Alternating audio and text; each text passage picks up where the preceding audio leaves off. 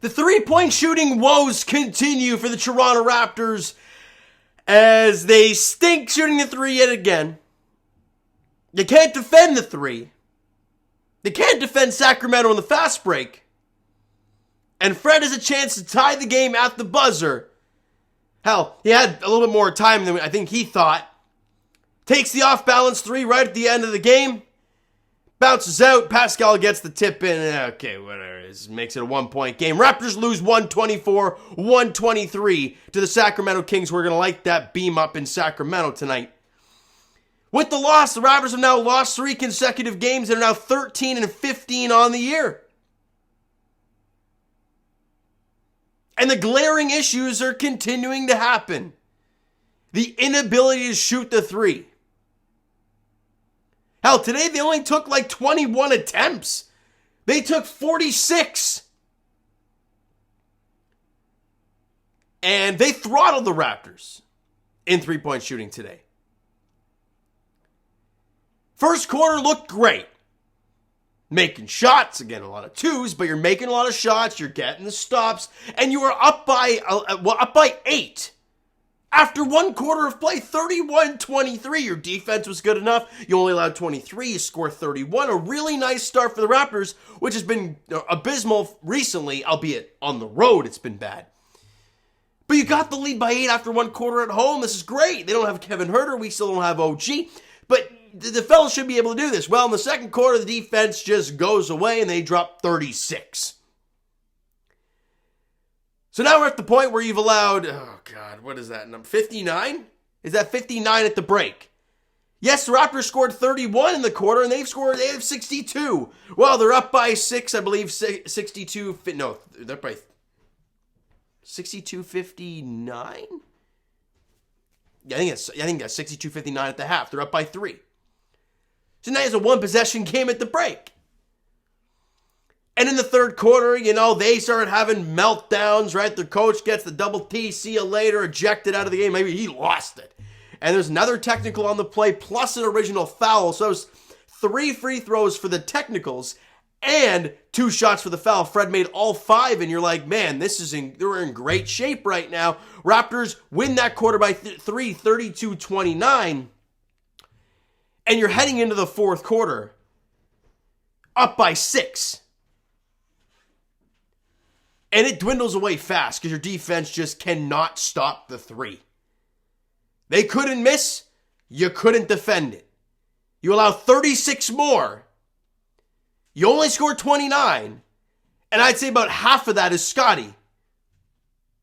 Maybe about half of that, Scotty.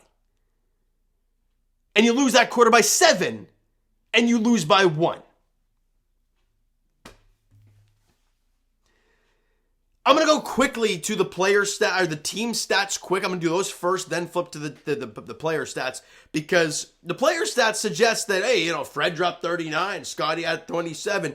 Looks like a good game. Yeah, it was offensively. You scored 123. You shot 50% from the field. Great stuff. The Raptors shot 29% from 3. I was thinking about it right as they were drawing up that last play. I'm like, man, in I think it was my previous video or the video before that, I was saying how the Raptors have just a horrendous time hitting 30% from 3.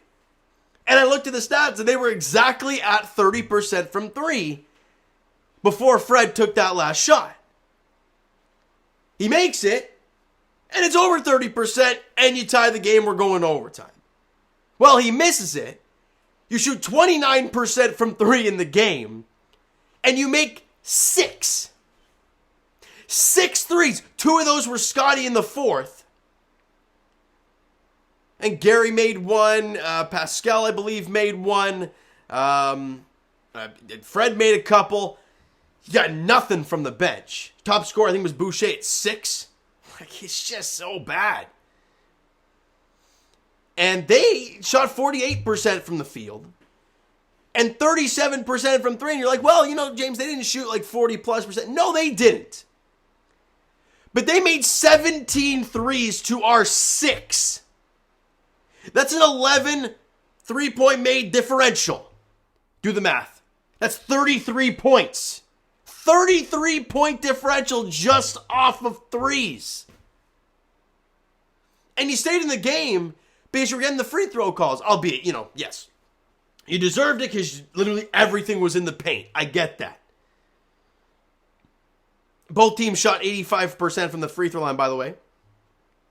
More reasons the Raptors lost this game. You were minus 11 on the glass.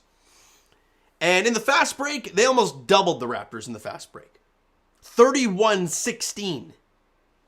And you could look at so many plays, right, Raptor fans? You could look at so many plays as, this is the deciding factor. Like one play, loved Scotty's game. Not gonna question him at all because I thought he was phenomenal tonight.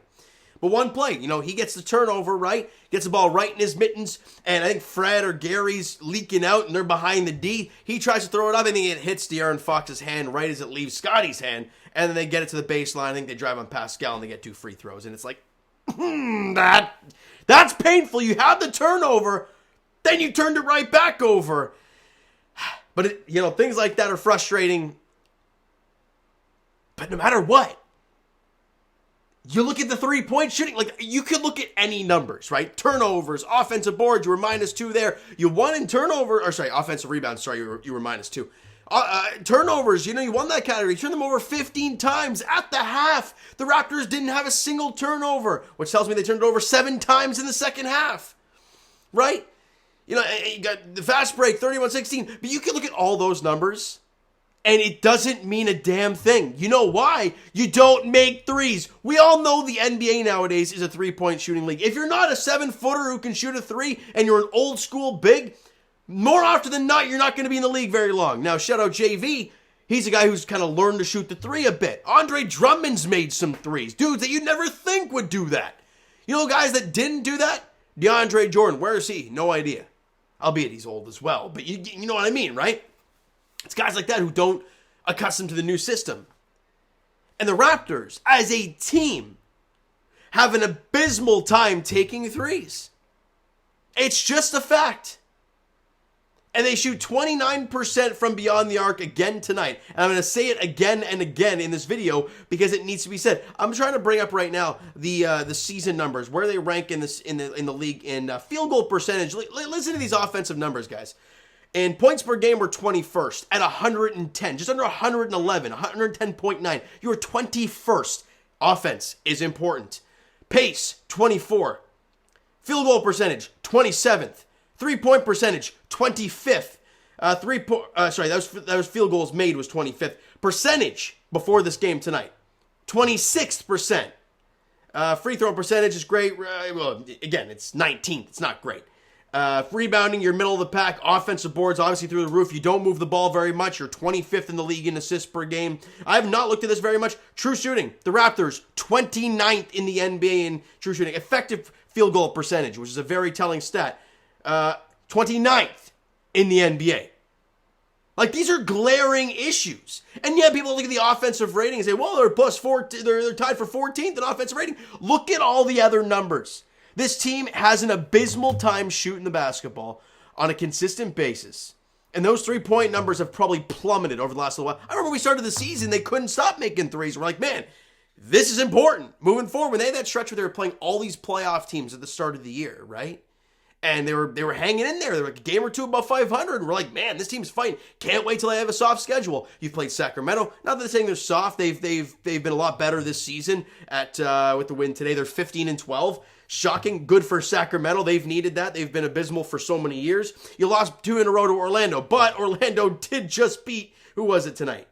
The Atlanta Hawks. They dropped 135 on the Atlanta Hawks. And Orlando, just like that, have won 4 in a row. But it doesn't matter. The Raptors should be able to win these games, especially at home. The talk of the town, right? Remember when they were 10-3 at home and 3-10 on the road? Well, now you've lost a home game now, where you allow 124 points. There's a lot of things going wrong with this team right now. Whether it's 3-point shooting, whether it's defending the 3, hell, whether it's just grabbing rebounds now at this point, they're having trouble with it. They're middle of the pack in rebounding, which is shocking, considering how much attention to detail second chance opportunities used to be. Let's get to the player stats. Let's wrap this thing up because I want to get out of here. Well, I'm not going anywhere. I'm in my own home. What the hell am I talking about? Scotty Barnes. I think he was outstanding. I think he had 13 going into the fourth quarter. Something like that. He ended with 27.7 rebounds, 9 assists. Did they give him the 10th one? They did give him the 10th assist. So he had the double-double, 27, 7, and 10. Shot 10 of 16 from the field, was 5 of 6 from the line, 2 of 3 from 3. I thought he was outstanding. In that fourth quarter, looked really, really good. And when you needed him to make shots, he made shots. Really nice night for Scotty. Gary, I believe he got into foul trouble early, and then, I don't know, I mean, he only played 24 minutes, had 11 points, 1 board, 1 assist, shot 5 of 9 from the field, was 1 of 3 from 3. Those aren't astronomically terrible numbers, and he was only a -4 on the floor, but he did have 3 fouls, so they might have been early on in the game again. You know, this game was such a blur because the final few minutes was the ones where we were all stressing out about. But let's get to Fred VanVleet, who, look, the shot was going today. The three-point shooting wasn't, though. And that's something that's going to continue to... He dropped 39 today. Like 39, 8, and 5 on 13 to 25 shooting, 11 of 11 from the free throw line. Outstanding stuff, right? Really nice. Over 50% from the field, perfect from the line, had 4 steals and a block, almost dropped 40, had 8 rebounds as well, and also had 5 assists. Really nice night. And I'm not going to harp on Fred at all for that, because he was amazing. MVP today, no doubt.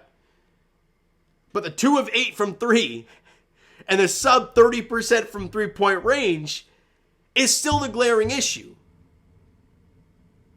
And I don't want to knock his performance because he was remarkable, a main reason of why this team was in the game today. Because Pascal struggled. But the three-point shooting... I mean, I sound like a broken record when I say that you have to make threes in this league. Pascal Siakam had 19 points, 4 rebounds, 6 assists, shot 7 of 19, and I don't know how many bunnies today he just missed on the inside. A couple, at the very least, a couple in the fourth quarter where he's yelling as they're going down. I don't know if he's looking for the call or yelling because he doesn't know how he missed it. It's probably both. But shot 7 of 19, was 4 of 6 from the line, and those 2 misses were on one... You know, he hit 2 free throws, right? Got fouled, go to the line, take 2 shots. He missed both. And those hurt you. And I think he had 1-3 today, I believe, did Pascal. He took 1-3, made 1-3. So, he struggled tonight, but that's not the point. The point is the three-point shooting and three-point defense. Like, we can sit here and talk about all the other garbage numbers all you want. Those are the glaring issues. When the point differential is minus 33, there's an issue. There's a big issue. Yes, team 6'9", oh, that's great. If you can't shoot the 3, what the hell's the point? You know, getting offensive rebounds, getting in passing lanes, all this stuff, that's all cute when it's going well. But when it's not, you got to play in the half court. As we've seen by the numbers, they're not a great half court offense. And it's showing. When you can't get stops like you couldn't tonight, it's hard to get in the fast break. Also, you got dominated in the fast break. Next up for the Raptors, I swear we play this team every damn day. But the Brooklyn Nets are in town. 7:30 tip-off there on Friday. And I can sit here and say, well, the Raptors got to rebound. They got to make their shots. They got to make some damn threes. I don't want to sit here and say, well, you know, get over 30% from 3. That's such a damn low ball for a team that should be a playoff team. As bad as it sounds, as bad as they've played, they should be a playoff team. They haven't been playing like it. And they got a team in the Brooklyn Nets who I'm assuming, I haven't heard anything about them, which is usually a good sign for Brooklyn, that they're probably playing a lot better basketball recently, right? Yeah, they're 17-12. They've won 4 straight. They're 8-2 in their last 10. They're balling right now. And for the Raptors, you're on the opposite side of that, where you're falling apart real quick. And I'm going to leave it at that. So you know what, guys? That's going to do it for this one. If you enjoyed the video and not the game today, smack that like button. Do appreciate that. Hit the subscribe button. You guys not already. Comment down below your thoughts on the video, thoughts on the game, what you like, what you not like from today's game for the Toronto Raptors. The Twitter link is down, and Instagram link is down below. So follow up, send me a DM, that great stuff. And the Discord link is down below. So if you want to vent about this game, you don't want to do it in the comment section or Twitter or Instagram, do it in Discord. If you don't want to do that, I got nothing for you. The link's in the description for that. And I'll talk to you guys Leafs edition. As I've said countless times, they're in the other opposite side of this, where I'm not going to say it. They play the Rangers at MSG tomorrow night. I believe it's a 7:30 puck drop there, as the Leafs can continue on their roll and just continue to play really, really good hockey. Looking for a bounce back outing for Matt Murray. I'm assuming he's in the cage. And as for the Raptors, they're back on the floor on Friday. as they host the Brooklyn Nets at 7:30. Thank you guys so much for listening and watching. I hope you enjoyed the video and not the game tonight. Talk to you guys then.